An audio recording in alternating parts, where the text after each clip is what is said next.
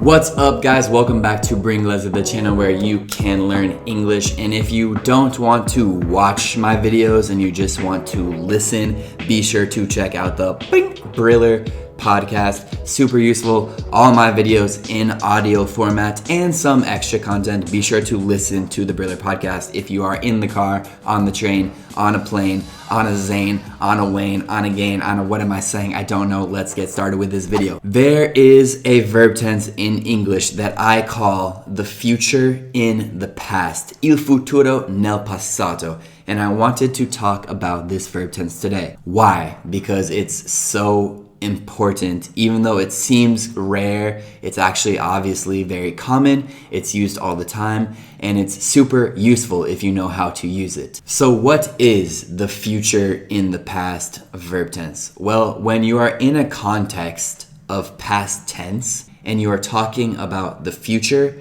from that past tense point of view, you will use the future in the past verb tense. Let me give you an example in Italian. Io sapevo che, now we're in the past tense context, sapevo che tu saresti venuto nel futuro. So io sapevo che nel passato saresti venuto nel futuro. So that's a future in the past. So in English, to say sapevo che saresti venuto, there are two possibilities, both with the same meaning. The first is I knew you would come. It's not I knew you would have come. It's not I knew you would have come. It's just I knew you would come. So literally in Italian, sapevo che verresti. In Italian, it's weird, but that's what we do in English. We don't use the past conditional, saresti venuto, you would have come. We use the present conditional, verresti, you would come. The other way to say this sentence is, I knew you were going to come. So we use the going to instead of the would. Again, both of those sentences are the same. I knew you would come. I knew you were gonna come. Exact same meaning, both 100% accurate and correct. So there are two ways to do it. Let's describe how to make this tense and then we'll do some examples. First, you start with the past tense. We have to have the past tense context. So you have past tense, then you have the person, and then the word would, and then the verb in the present. So, for example, pensavo che l'esame sarebbe stato più difficile. So, pensavo che, il passato, I thought, l'esame, the exam, poi la parola would, e poi il verbo non coniugato, not conjugated, in the present. I thought the exam would be more difficult. Pensavo che l'esame sarebbe stato più difficile. I thought the exam would be more difficult. So you have past tense, person or thing, would, and then unconjugated verb present. For the gonna version of future in the past, you will do past tense, person or thing, the past tense of be, so was or were, and then going to verb.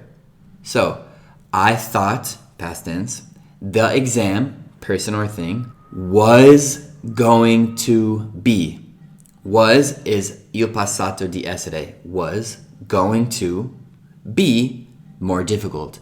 I thought the exam was gonna be more difficult. Going to, gonna. I thought the exam was gonna be more difficult. So now that we understand how to construct these sentences, let's do a few examples. So, for example, presumevamo che il ragazzo più grande avrebbe vinto la gara. How do you say this in English? With the would version, the first style, we would say, we assumed, presumere, assume, we assumed that the older boy would win the race. We assumed that the older boy would win the race. In the gonna version, the second version, we assumed the older boy was gonna win the race. Both perfect. Let's do two more examples. Sapevi che avremmo perso.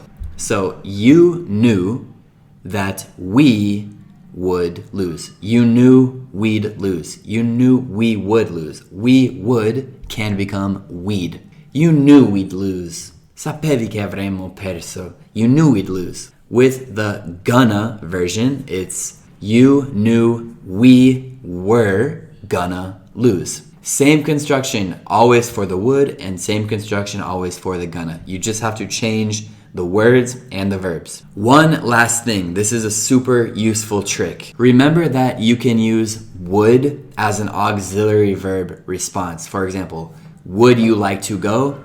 Yes, I would. When you use future in the past, you can still use this trick. For example, if you say, my friend isn't coming to the party, I can say, oh, I thought he would. Or, oh, I thought he was gonna. So I'm saying I thought he was gonna come to the party, but you can take off come to the party because the meaning is still implied.